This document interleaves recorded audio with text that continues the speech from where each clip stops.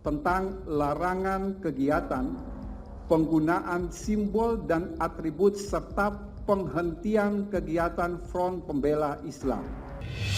Bohir gigit jari. Skenario kerusuhan 212 gagal total, dihantam SKB 6 Menteri. Akhir tahun 2020 dan awal Januari 2021 termasuk menjadi tahun yang damai, walau tetap diwarnai oleh pandemi corona. Secara umum Indonesia membuka tahun ini dengan cukup kondusif. Namun, apakah kita sadar ternyata kalau negara salah bersikap, rentang pergantian tahun kemarin bisa saja jadi tahun yang menakutkan dan penuh dengan kerusuhan. Bagaimana bisa? Saya yakin kepulangan RS pada November tahun lalu sudah di dalam skenario orang-orang di balik potensi kerusuhan itu. Bahkan skenario RS akan ditangkap setelah tiba di tanah air atau beberapa waktu setelahnya juga sudah di dalam proyeksi pihak yang berjasa dan punya kepentingan dalam kepulangan Rizik ini. Mereka pasti tahu negara tidak akan tinggal diam dengan begitu banyaknya masalah hukum yang disangkakan kepada RS. Apalagi dalam skenario mereka sengaja menciptakan kerumunan saat kepulangan dan acara-acara RS. Justru mereka mengharapkan RS ditangkap segera karena itu adalah momen yang ditunggu-tunggu yang tepat sekali sebagai sarana mencapai apa yang mereka inginkan, yaitu kerusuhan besar yang melanda negeri.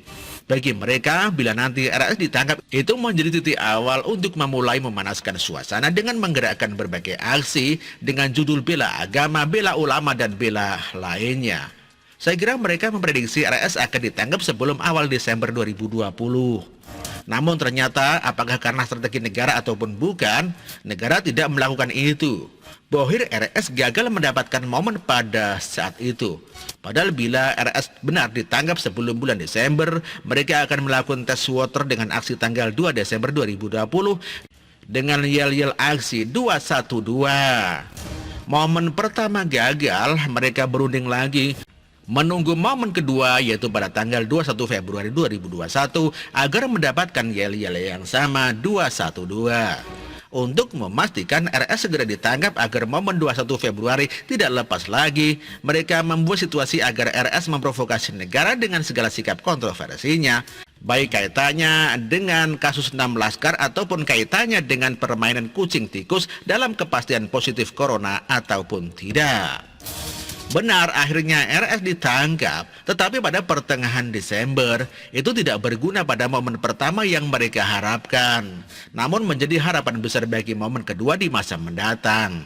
Bohir RS hatinya senang, matanya berbinar-binar. Tidak ubahnya seperti pemancing yang upahnya dimakan ikan, dia hampir saja melompat ke girangan karena keberhasilannya.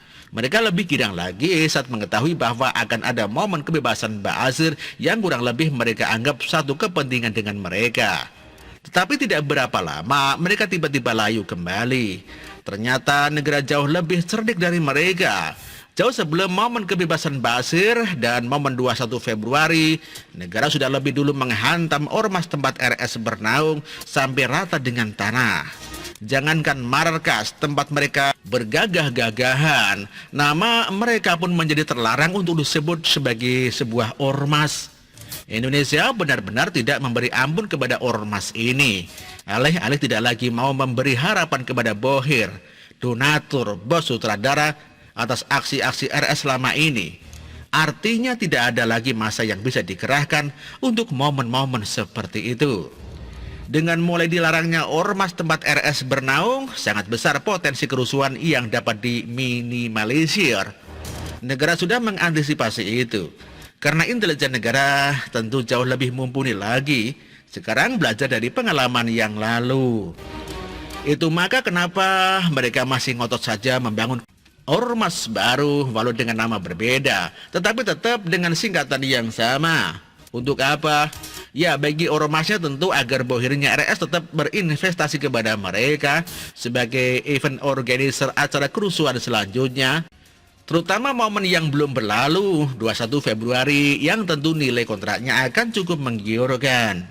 Tetapi apakah bagi bohir RS itu masih sepadan? Entahlah. Saya kira sekarang bohir RS sudah gigit jari, tidak punya akal lagi. Sementara untuk mengusik negeri dengan kondisi negara yang sedang sulit-sulitnya, tidak mudah untuk mengais momen sekecil apapun. Yang pasti untuk momen 21 Februari, saya kira negara sudah cukup aman mengantisipasi semua kejadian yang mungkin terjadi. Entah juga kalau di kemudian hari bisa jadi karena modalnya memang pasti besar sekali, Bohir RS akan mencari jalan lain untuk mengusik negeri. Tetapi mungkin bukan dengan RS lagi, karena RS ibarat makanan sudah mencapai tanggal kadaluarsanya. Demikian dikutip dari siwo.com dan artikel ini ditulis oleh Jaya Surbakti. Terima kasih.